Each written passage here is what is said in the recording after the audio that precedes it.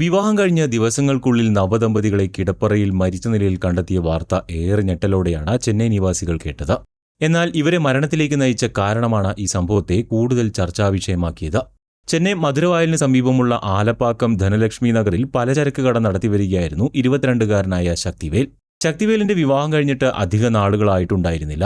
വിവാഹശേഷം കടയ്ക്ക് സമീപമുള്ള ഒരു വാടക വീട്ടിലായിരുന്നു ഇരുവരും താമസിച്ചിരുന്നത്. ഒരു ദിവസം ശക്തിവേലിന്റെ ഭാര്യ ആരതിയുടെ ഫോണിലേക്ക് വീട്ടുകാർ നിരവധി തവണ വിളിച്ചിട്ടും പ്രതികരണമുണ്ടായില്ല.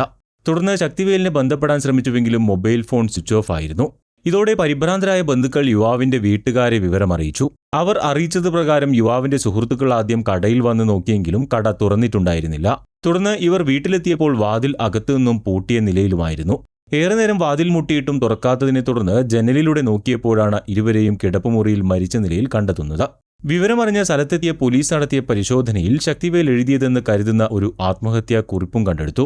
ആ കുറിപ്പിൽ ശക്തിവേൽ എഴുതിയിരുന്നത് ഇങ്ങനെയായിരുന്നു: എന്റെ ലിംഗത്തിലെ ഒരു പ്രധാന ഞരമ്പ് പൊട്ടി. ഇനി എന്റെ ഭാര്യയ്ക്ക് ഒരു കുട്ടിയെ നൽകാൻ എനിക്ക് സാധിക്കില്ല. ഞാനും എന്റെ ഭാര്യയും വലിയ വിഷമത്തിലാണ്. അതിനാൽ ഞങ്ങൾ ജീവിതം അവസാനിപ്പിക്കുകയാണ്. ഞങ്ങളുടെ മരണത്തിൽ മറ്റാർക്കും ഉത്തരവാദിത്തമില്ല. ഇൻക്വസ്റ്റ് നടപടികൾ പൂർത്തിയാക്കിയ ശേഷം പോലീസ് മൃതദേഹങ്ങൾ പോസ്റ്റ്മോർട്ടത്തിനായി ആശുപത്രിയിലേക്ക് മാറ്റി.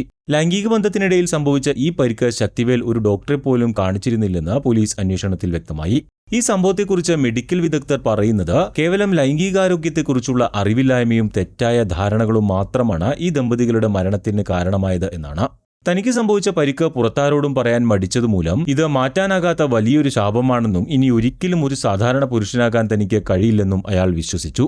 എന്നാൽ ഇതൊരു സാധാരണ മെഡിക്കൽ എമർജൻസി മാത്രമാണ് എന്നാണ് ഡോക്ടർമാർ വിശദീകരിച്ചത്.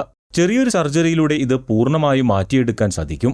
ഇങ്ങനെയുള്ള സന്ദർഭങ്ങളിൽ ഡോക്ടറെ കാണാൻ മടിക്കുന്നത് പ്രശ്നങ്ങൾ കൂടുതൽ വഷളാക്കുകയുള്ളൂ.